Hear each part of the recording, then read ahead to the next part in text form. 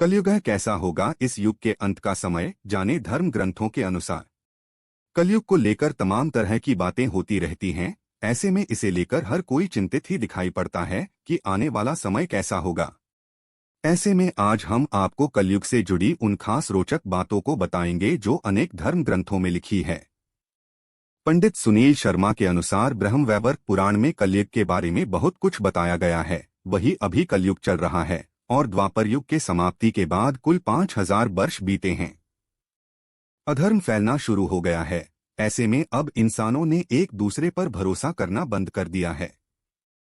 धर्म ग्रंथों के अनुसार कलियुग में ऐसा समय भी आएगा जब इंसान की उम्र बहुत कम रह जाएगी, युवावस्था समाप्त हो जाएगी।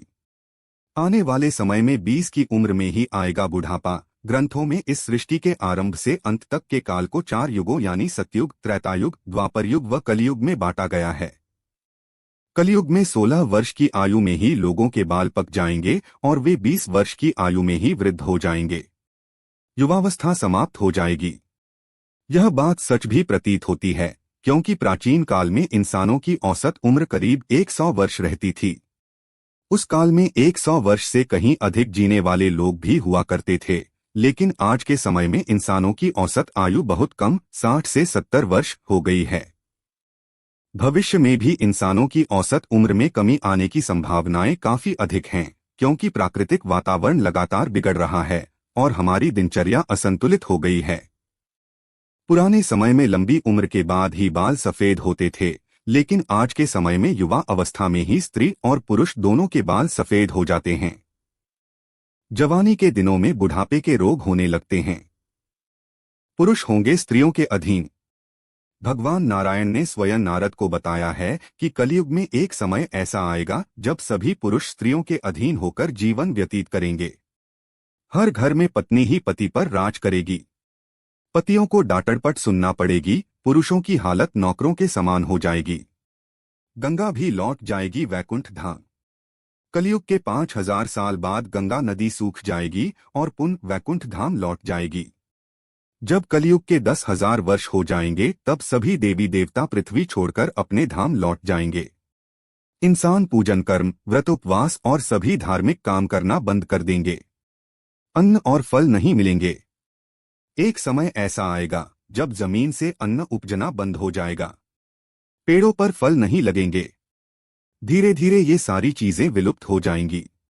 गाय दूध देना बंद कर देगी। समाज हिंसक हो जाएगा। कलयुग में समाज हिंसक हो जाएगा। जो लोग बलवान होंगे उनका ही राज चलेगा। मानवता नष्ट हो जाएगी। रिश्ते खत्म हो जाएंगे। एक भाई दूसरे भाई का ही शत्रु हो जाएगा। लोग देखने सुनने और पढ़े लगेंगे अनैतिक चीजें। कलयुग में लोग शास्त्रों से विमुख हो जाएंगे। अनैतिक साहित्य ही लोगों की पसंद हो जाएगा। बुरी बातें और बुरे शब्दों का ही व्यवहार किया जाएगा। स्त्री और पुरुष दोनों हो जाएंगे अधर्मी। कलयुग में ऐसा समय आएगा जब स्त्री और पुरुष दोनों ही अधर्मी हो जाएंगी।